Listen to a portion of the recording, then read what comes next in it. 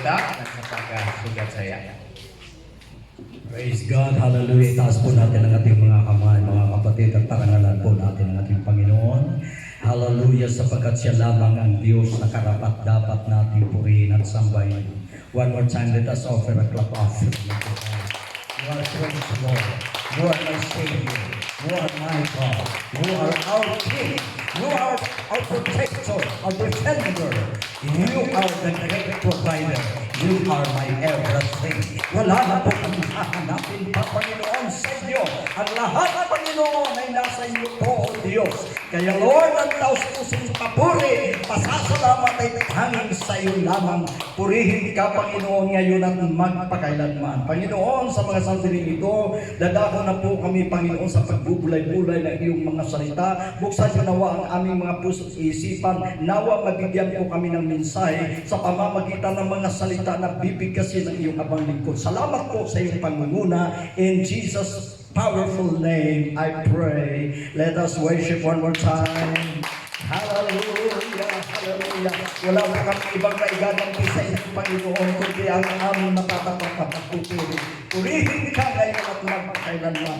In Jesus' mighty name. Samantala kayo po nakatayo, mga kapatid, i-quote ko po ang verse na nagsasabi, Philippians chapter 1, verse 21, For to me, to live is Christ, and to die is gain. Sa ganang atin ang mabuhay ay kay Kristo at ang mamatay ay siyang pakinabang. Palakpakan natin ang Panginoon. Hallelujah. Malaya na po kayo magsipo mga kapatid, purihin ang Panginoon. Praise the Lord. Hallelujah. Hindi po natin maikaila o maitapo ang katotohanan, mga kapatid,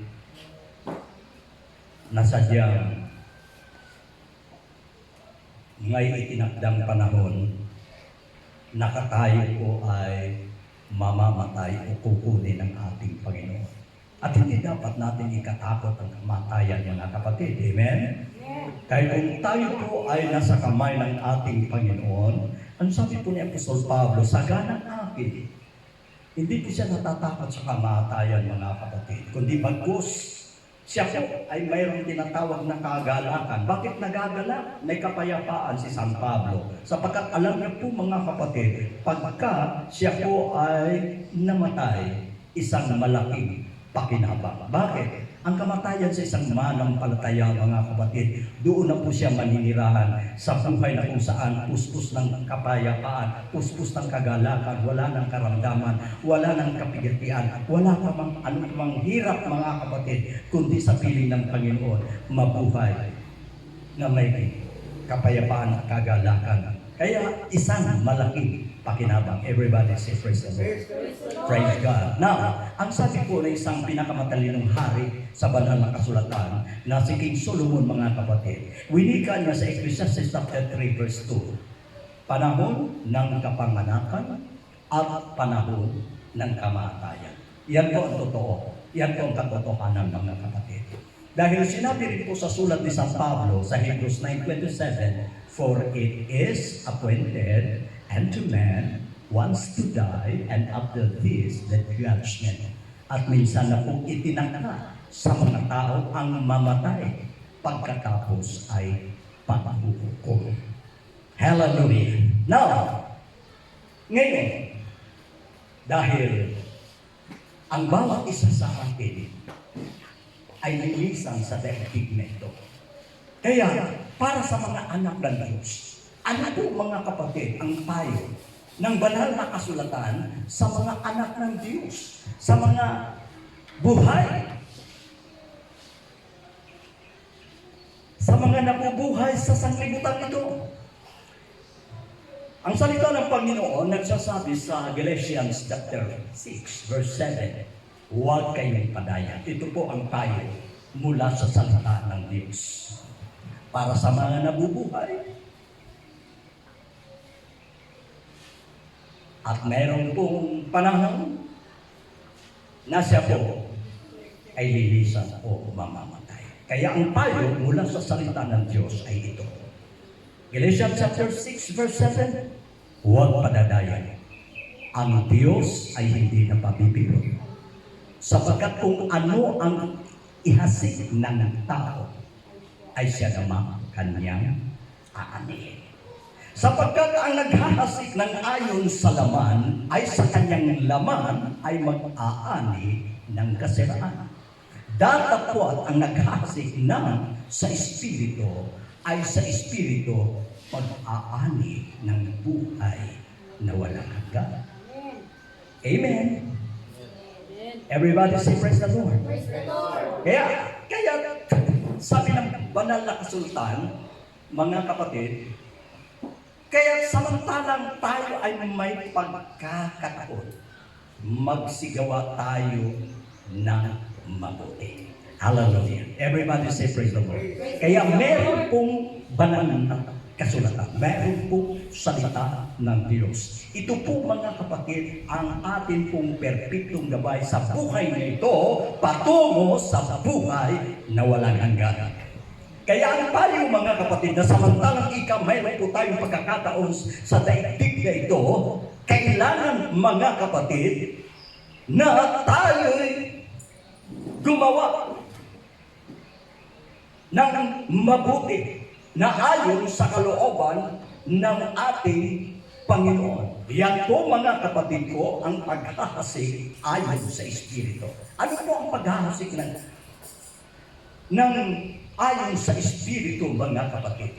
Ano po ang sabi sa 1 Corinthians chapter 15 verse 58? Kaya nga mga minamahal kong mga kapatid, sabi ni San Pablo, magsitatag kayo at huwag magkilos.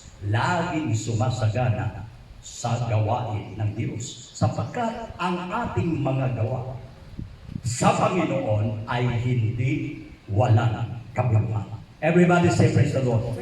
Sa mga tuwid mga kapatid, samantalang tayo po'y binigyan ng Panginoon ng pagkakataong mabuhay sa mundong ito, dapat mga kapatid, ang priority po natin, ang pakaisipin po natin, una sa lahat, ang mga bagay na ayon sa Espiritu. Mga bagay mga kapatid, sabi nga sa Colossians chapter 3 verse 1, itingala ninyo ang inyong mga mata sa mga bagay na nasa itaas. Everybody say praise the Lord. Praise God. Hallelujah. Sapagkat ang mga bagay, mga kapatid, na hindi nakikita, wika ni San Pablo, ito po ay walang hanggan. Datapot ang mga bagay na nakikita ay pansamantala. Hallelujah. Kaya samantalang tayo po ay binigyan ng Panginoon ng pagkakataon, mga kapatid, dapat pakaisipin po natin mabuti ang ating pong tinatawag na hantungan o kaya sa buhay na walang hanggan na ating paruroonan sa mga bagay. Ang ating pong bigyan ng priority sa buhay na ito mga kapatid, ang ating pong kaluluwa, ang ating pong spiritual. Dahil ang mga gawain ginagawa po natin alang-alang sa Panginoon, ito po lamang ang mamamalagi. Everybody say praise the Lord. Ito po lamang mga kapatid ang mananatiling magpakailanman. At ang mga gawain po natin ginagawa alang-alang sa ating Panginoon mga kapatid, ito po ay hindi walang kabuluhan. Ito ay makabuluhan. Palagpagan po natin ang ating Panginoon. Praise God. Well, salamat mga kapatid sa ating Panginoon dahil binigyan pa po tayo ng pagkakataong mabuhay sa daigdig na ito. Lalo-lalo na ngayon, hindi kailangan lahat ng ang buong sanglibutan mga kapatid ay talagang nakatutok sa pangyayari ngayon. Dahil yan ang fulfillment, yung patutuon ni Sir Mera kanina. Yan po ang fulfillment ng prophecy mga kapatid. Na iyang hudya, yan po ay hudya na hindi na talaga magtatagal ang mundo. Everybody say praise the Lord. At napakaraming nasawi, napakaraming. Just imagine mga kapatid, daig pa yan. Di ba ang laki ng gastos? Ayan tinatawag na firecrackers, fireworks, and fireworks na yan. Di ba napakalaki ang gastos niyan mga kapatid? Ngayon, nasaksihan ng buong mundo. Yung mga missiles na yan mga kapatid, sabi nga, ang halaga niyan. Talagang napakalaki ang halaga ng mga missiles mga kapatid. Pagkatapos ang sisirain yung Alteris, yung ng mga aeroplano, Grabe mga kapatid ang pinsala, grabe ang kasiraan at hindi lamang nakakapanghinayang mga kapatid sa mga na-damage kung gaano ang halaga noon. Pero ang pinaka malungkot dahil napakarami din yung buhay ang mga nasawi. Maraming mga namatay. Diba? Merong pinakita mga kapatid na merong missiles ang Iran na napakalaki mga kapatid, napakalaki. Ewan ko, grabe na invento daw ito. Kapag ito daw ay pinalipad at tumama sa Israel, wawasakin ng Israel dahil sa tindi ng napakalaking missiles mga kapatid. Anyway, kaya iyan po ang hudyat na kung saan mga kapatid, talagang totoo talaga ang sinasabi ng banal na kasulatan na kung papaano siya po ay nagkatawang tao, namuhay dito sa mundo mga kapatid, at natapos niya ang kanyang misyon at muling nangako ay shall return. Kaya itong mga pangyayari nagpapahiwatig na talagang totoo ang sinabi ng Panginoon na siya muling paririto. Kaya ang importante mga kapatid, ang bawat isa sa atin ay maging handa. Everybody say praise the Lord. Kaya bago man lamang dumating ang maligayang pagparito ng Panginoon, ito po ang gusto kong i-share sa inyo mga kapatid.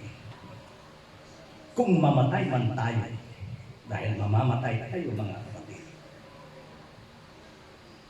Number one, die useful. Everybody say, die useful. Die useful. Yan ngayon ang pinag-uusapan natin mga kapatid sa text natin. Ayon kay San Pablo, sa ganang akin ang mamatay ay kay Kristo. Sa ganang akin ang mabuhay ay kay Kristo. At ang mamatay ay siyang pakinabang. Everybody say praise the Lord. Kaya kung dumating man po mga kapatid sa buhay natin ang tinatawag na kamatayan, manalangin nawa tayo mga kapatid na ang ating buhay bago tayo lilisan sa mundong ito, gamitin nawa tayo ng Panginoon na kapakipakinabang. Ang buhay natin mga kapatid ay nawa ay maging kagamit-gamit. Ang buhay natin mga kapatid dapat gamitin po natin alang-alang sa paglilingkod natin sa Panginoon.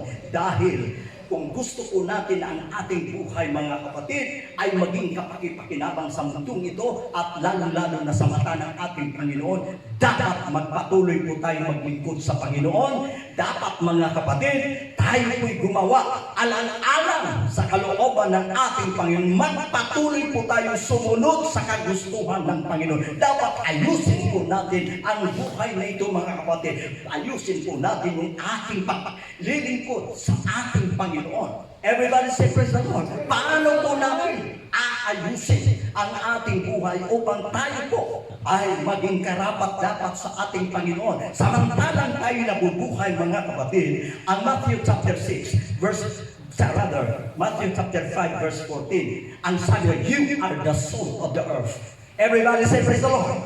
Nawa mga kapatid, habang tayo nabubuhay, tayo nawa ang maging asin ng lupa. Amen. Amen. Everybody say praise the Lord. Hallelujah. Dahil ang sabi ng banal na kasulatan, kung ang asin ng mga kapatid ay tumabang, ano pa ang ipagpapaalala? Tayo, napakabalag natin. Pinili tayo ng Panginoon para maging asin ng lupa. Hindi pa huli ang lahat. Buhay pa tayo mga kapatid. May kasabihan, habang may buhay, may pag-asa. Kaya mga kapatid, ang buhay na ito, nawa, tayo maging asin ng lupa.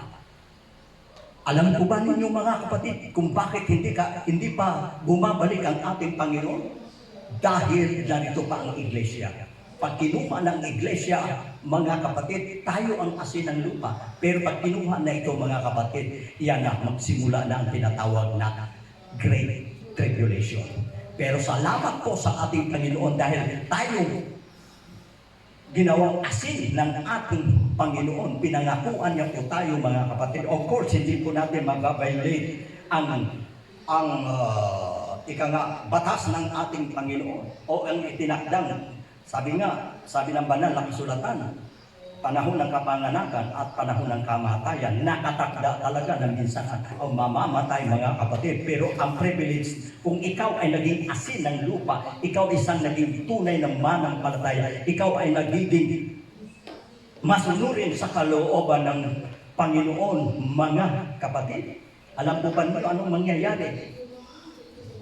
Hindi mo matitikman ang kamatayan. Palakpakan natin ang Panginoon. Hallelujah.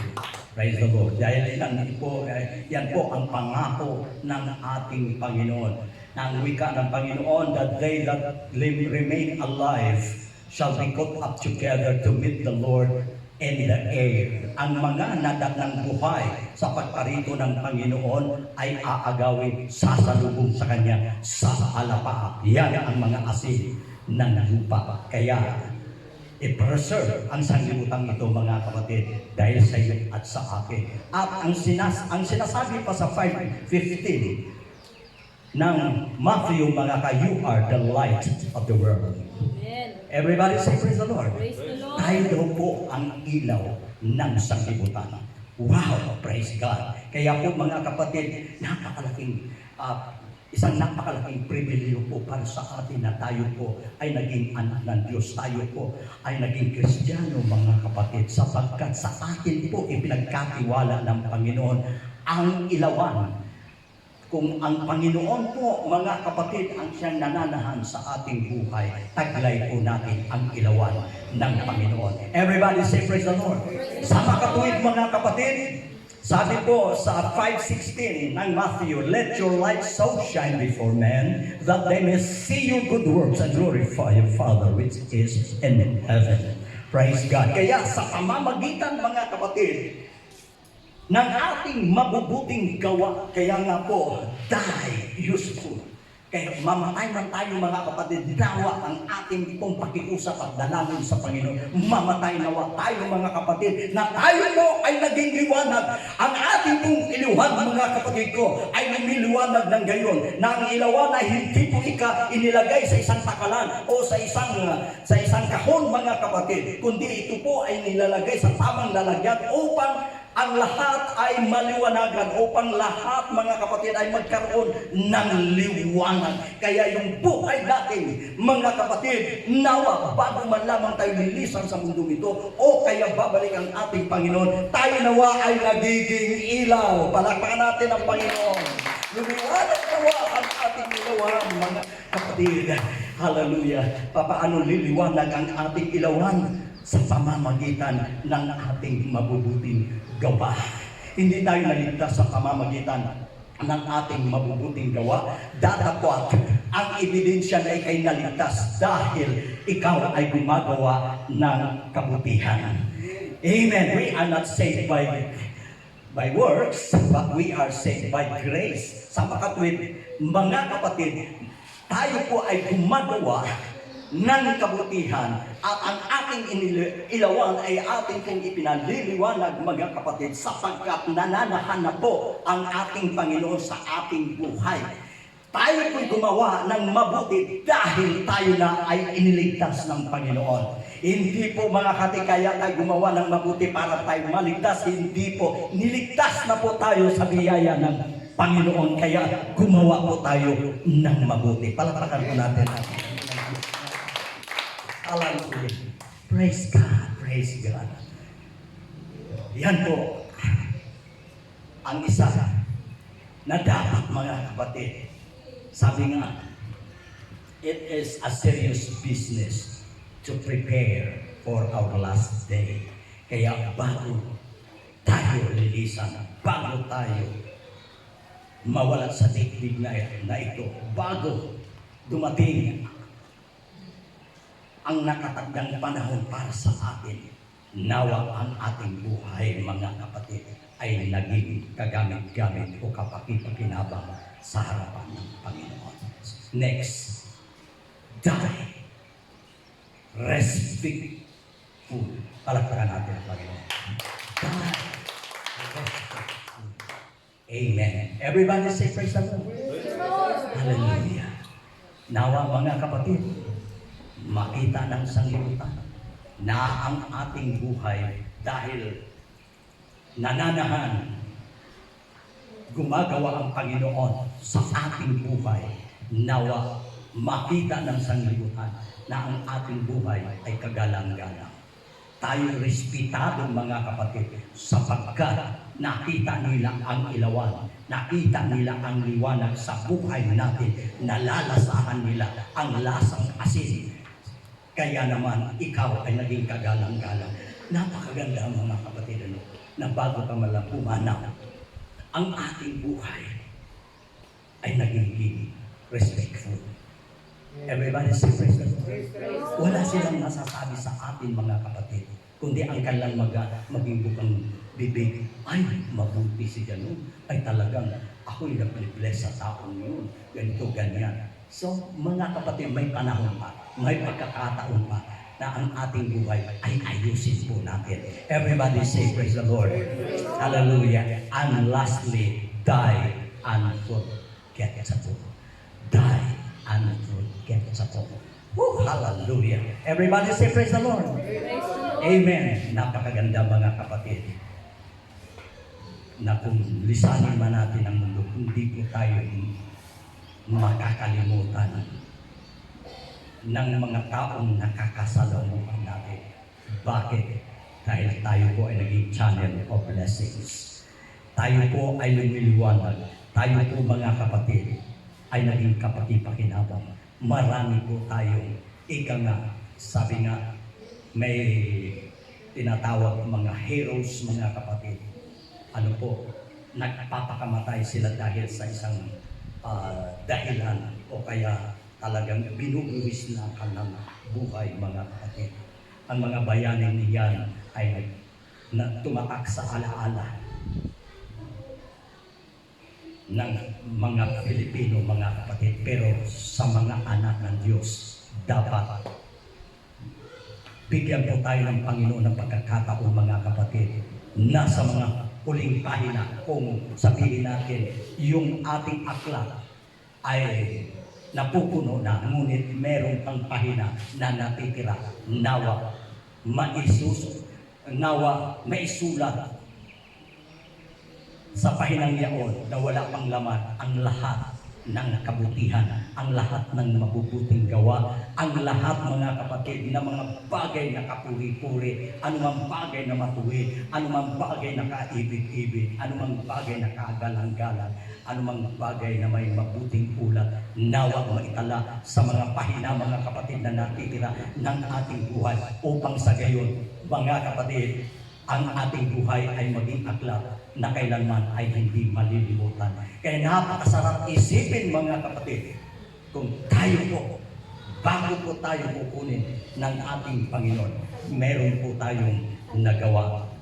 Sa harapan ng Panginoon, sa mata ng tao, sa madla, ang ating patutuo, katulad kay Cornelius mga kapatid, na siya po ay talagang ang nagpapatutuo, nagpapatunay mga kapatid, na siya po ay matuwid. Datapot mayroon pang kulang sa kanya dahil ang mismo ang anghel ang nagpapatutuo. Na iyan si Cornelio, taong matuwid, laging nananalangin at mayroong patutuo sa buong bansa.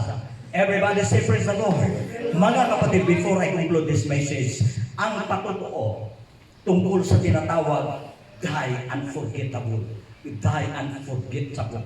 Iyan po ang buhay ni Abel. Anong sabi sa banal na kasulatan? Abel, by faith Abel offered unto God a more excellent sacrifice than Cain, by which he obtained witness that he was righteous, God testifying of his gifts. Sino ang nagpapatutuo mga kapatid? Sino ang talagang nasisiyahan mga kapatid sa ginawa ni Abel? Mismo ang nagpapatutuo ang Diyos na ang wika, siya ang nagpapatutuo na siya nga, si Abel nga ay matuwid. Kung kaya naman, Abel, sabi nga doon, being dead, yet speaketh. Namatay na si Abel. Pero mga kapatid, nagsasalita pa rin dahil hindi kailanman nalilimutan kung ano ang ginawa ni Abel samantalang siya po ay nabubuhay. Hallelujah! Everybody say praise the Lord! Amen! Napakaganda mga kapatid na kung tayo lilisan kukunin ng Panginoon o kaya mamamatay dahil itinagda na minsan sa atin ang mamatay. Bago po tayo mga kapatid mamatay, dapat mamatay po tayo hindi makalimutan maging sa mga tao at lalo-lalo na sa mata ng Diyos. Everybody say praise the Lord. Lastly, ang sabi po ng banal na kasulatan, Enoch was translated that he should not see death and was not found because God had translated him. For before his translation, he had this testimony that he pleased God. Palakpakan natin ang Panginoon. Hallelujah, hallelujah, hallelujah. So, ang mga tao ng Diyos, mga kapatid, na ating nahalaman ngayon, ang Diyos mismo ang nagpapatotoo na sila na ay matuwid. At ang kagandahan sa buhay ni Enoch, dahil siya po ay nabuhay na naging kalugod-lugod sa ating Panginoon. Kaya ang sabi ng Biblia, hindi niya natikman ang kamatayan. Hallelujah! Ganun din po mga kapatid ang nangyayari sa atin. Dahil may pangako po ang ating Panginoon. Bagamat itinakda sa taong mamatay minsan. Ngunit ang privilege po natin, kung tayo lamang mga kapatid ay manatiling sumusunod sa kalooban ng ating Panginoon. Ano ang kanyang pangako? That the church, sabi nga, may appear without spot or wrinkle or any such thing, but it should be holy. Kaya ikaw ay maging candidate for rapture, hindi natin matitikman ang kamatayan katulad ni Enoch mga kapatid sapagkat sa kanyang buhay dito sa sanglibutan, siya po ay namuhay na kalugod-lugod sa ating Panginoon. Everybody say praise the Lord. Amen. Yan po ang mensahe mga kapatid na dapat ipaabot ng ating dapat ipinaabot ng Panginoon sa bawat isa sa atin. Nawa ang ating buhay ay maging kapaki-pakinabang. Ang ating buhay mga kapatid, bilang asin, bilang ilaw, na tayo po ay mayroong magandang patotoo. Amen. At sa harapan ng Panginoon, hindi po niya tayo malilimutan at maging sa mga taong ating pong nakakasalamuha dahil tayo minamuhay ng kaaya-aya o kalulugod sa Panginoon. Mga kapatid, meron kang magandang patotoo. Babaunin mo at hindi ka malilimutan sa kanilang ala-ala dahil namuhay ka ayon sa kalooban ng Diyos. Let us worship one more time. Hallelujah. Tumali po tayong lahat mga kapatid. Panginoon, tulungan niyo po ang aming buhay.